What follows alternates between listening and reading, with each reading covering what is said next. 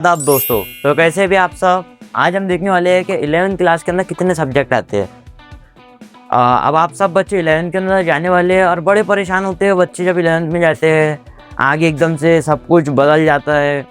अब कौन कौन से सब्जेक्ट लेना चाहिए, आगे क्या होगा, मैथ्स हार्ड जाएगा क्या, फिज़िक्स केमिस्ट्री कैसा आता है, कभी देखे नहीं फिज़िक्स और केमिस्ट्री को। कई सारे बच्चे अपना मीडियम बदलते हैं, उर्दू मीडियम से इंग्लिश मीडियम में आ जाते हैं, तो कई सारी मुश्किलात जाती है। और कई सारे बच्चे सोचते हैं कि कितने सब्जेक्ट होने वाले हैं 11th क्लास के अंदर। मैं भी सोचता था अपने 11th के टाइम में, मैंने भी सर्च किया है कई बार अपने मोबाइल के ऊपर कि 11th के अंदर कितने सब्जेक्ट होते हैं, कौन सा सब्जेक्ट लेना बेस्ट है। तो आज हम इसके ऊपर ही बात करने वाले हैं। तो चलिए शुरू करते हैं आज के इस वीडियो को।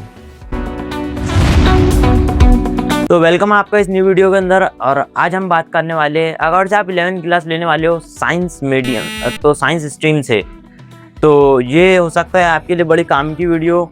और अब आप जानेंगे कि हमको कौन सा मीडियम लेना चाहिए, उर्दू या इंग्लिश, या तो कितने सारे ऑप्शनल सब्जेक्ट होते हैं और कितने सारे परमानेंट सब्जेक्ट होते हैं। तो पहले हम जिन सब्जेक्ट की बात करने वाले हैं वो होने वाले परमानेंट सब्जेक्ट।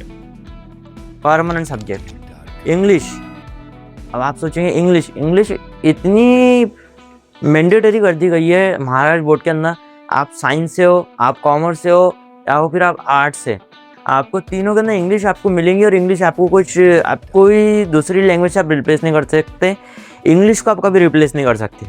दूसरा होने वाला है फिजिक्स। अगर से आप साइंस लोगे और साइंस के अंदर फिजिक्स नहीं पढ़ोगे, ऐसी तो हो ही नहीं सकता है। फिजिक्स तो लेना, यानी फिजिक्स तो आपको साइंस का जो कोर सब्जेक्ट है, फिजिक्स और केमिस्ट्री दोनों साइंस के कोर सब्जेक्ट है। इनके बगैर साइंस स्ट्रीम इतनी मिलती। तो आपको ये 3 सब्जेक्ट पढ़ना होगा, फिजिक्स, केमिस्ट्री। और अब आप सोचेंगे, जैसा कि कई सारे बच्चों के मन में डाउट आता है कि भैया केमिस्ट्री के ना क्या पढ़ते हैं, फिजिक्स के ना क्या पढ़ते हैं। केमिस्ट्री को मैं आपको एकदम सिंपल वे के अंदर बताता हूँ। केमिस्ट्री मीन्स केमिकल के हम जो पढ़ाई करेंगे उसको हम केमिस्ट्री बोलेंगे। केमिकल जैसे कि एसिड आते हैं, बेस आते हैं, एल्कोहल आता है, और जैसे कि जितने भी केमिकल आएंगे हम उसकी स्टडी करेंगे, उसको केमिस्ट्री बोल देंगे। फिज़िक्स बोले तो हम जितने भी फिजिकल वर्ल्ड के बारे में बात करेंगे उसको हम फिज़िक्स बोल देंगे। जितने भी फिनोमिना हो रहे हैं, ये बल्ब क्यों जल रहा है, यहाँ पे जो बल्ब लगे हुए हैं, इधर बल्ब लगे हुए हैं, ये बल्ब कैसे जलता है, लाइट किस वे में ट्रैवल करती है, हम ये सब देखेंगे। ये हमारा कुछ अलग है, ये हमारा परमानेंट है। ये 3 सब्जेक्ट आपको मिलेंगे, आपको परमानेंट सब्जेक्ट है। अब हम देखेंगे जो हमारा ऑप्शनल सब्जेक्ट है। ऑप्शनल के अंदर एक आता है हमारा उर्दू, एक आता है हिंदी और एक आता है IT। हर कॉलेज में सब्जेक्ट अलग अलग हो सकते हैं। ज़्यादातर कॉलेज में आपको ये 3 सब्जेक्ट देखने के लिए मिलेंगे। इन तीनों के अलावा भी सब्जेक्ट होते हैं, शायद से जर्मनी और फ्रेंच भी होती है। लेकिन अगर से आप 10 तक के उर्दू मीडियम से पढ़े तो आप उर्दू लीजिए। अगर से आप 10 तक के इंग्लिश मीडियम से पढ़े हुए, इंग्लिश मीडियम में थे, तो आप हिंदी लीजिए।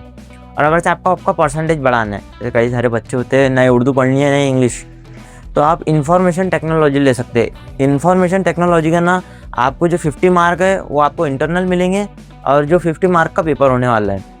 IT आपको लेना कई ज़्यादा फ़ायदे में हो सकता है। अगर आपके कॉलेज में IT है तो प्लीज़ आप IT लीजिए। IT से आपका परसेंटेज बढ़ जाएगा। मैथ्स या सोशोलॉजी, ये सही में ये एक आध दिन मेरी जान लेगी, छोड़ेंगे दोनों सब्जेक्ट।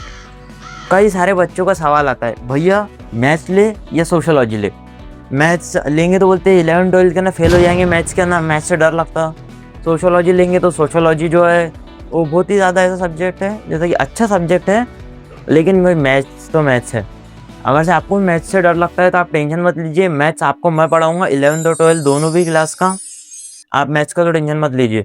लेकिन अगर से आपको मैथ्स बिल्कुल भी नहीं आता, आपका मैथ्स का इंटरेस्ट नहीं है, तो आप सोशोलॉजी ले सकते हैं। सोशोलॉजी आपको दोनों लैंग्वेज में मिलेगा।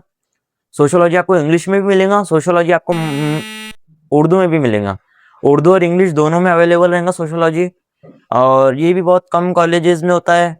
या तो ऐसा हो सकता है कि आपके कॉलेज में मैथ्स ही नहीं होगा, लेकिन आपको मैथ्स पढ़ना चाहिए। मेरी तो राय ये है, अगर से आप मैथ्स पढ़ेंगे तो आपको फिजिक्स आएगा, केमिस्ट्री आएगा। अगर से आप मैथ्स ही नहीं पढ़ेंगे तो फिजिक्स और केमिस्ट्री कैसा आएगा। इसलिए सोशोलॉजी को लेना थोड़ा अवॉइड कीजिए, मैथ्स ले लीजिए। कुछ नहीं होता है मैथ्स पढ़ने से, मैं पढ़ा दूंगा आपको मैथ्स, ज़्यादा टेंशन लेने वाली बात नहीं है। और एक बार जब मैथ्स के ना मज़ा आएगा ना, सारे सब्जेक्ट भूल जाएंगे आप, ऐसा मज़ा आता है मैथ्स को पढ़ने में। तीसरा होता है बायोलॉजी या तो कंप्यूटर साइंस। अगर से आपको बायोलॉजी पढ़ना पसंद है, नियर बायोलॉजी था। कंप्यूटर साइंस के ना आपको जो पैसे है, जो फीस है वो बढ़ जाती है कंप्यूटर साइंस के अंदर। फीस आप ऐसा समझ लीजिए कि बहुत ज़्यादा बढ़ जाती है। अगर से आपके कॉलेज की फ़ीस है 5,000 तो वो हो जाएगी 10,000। अगर से आपके कॉलेज की फ़ीस है 1,000 तो और उसके अंदर हो जाइए 7,000। आपको ऐसे पड़ेगी कंप्यूटर साइंस की फ़ीस। बायोलॉजी के अंदर कोई ज़्यादा फ़ीस नहीं होती, बस इसकी जो फ़ीस होती है यही होती है। लेकिन कंप्यूटर साइंस लेने के मैं आपको फ़ायदे बताता हूँ। इसके मेन 2 फ़ायदे। एक तो आपका जो बायोलॉजी सब्जेक्ट है, ये बायोलॉजी सब्जेक्ट खत्म हो जाएगा। ये जो आपका एक लैंग्वेज वाला सब्जेक्ट है, ये भी खत्म हो जाएगा। आपको 2 सब्जेक्ट चले आएंगे। आपको कंप्यूटर लेने के बाद में कंप्यूटर आता है 200 मार्क का।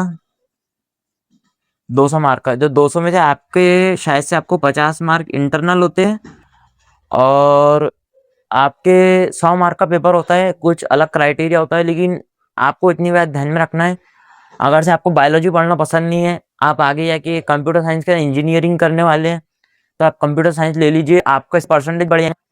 जो नॉर्मल जो क्राइटेरिया होता है, जैसे कि इंजीनियरिंग और डॉक्टरी के अंदर जो हम एडमिशन लेते हैं, उसके लिए हमारे को 150 मार्क चाहिए।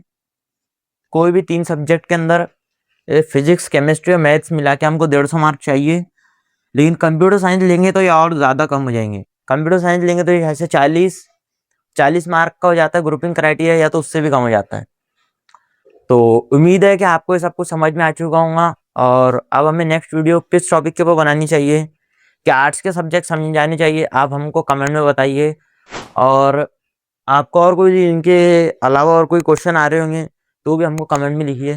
तो चलिए, सबको मेरा तो चलिए अब मिलते हैं अब हमारी अगली वीडियो के अंदर।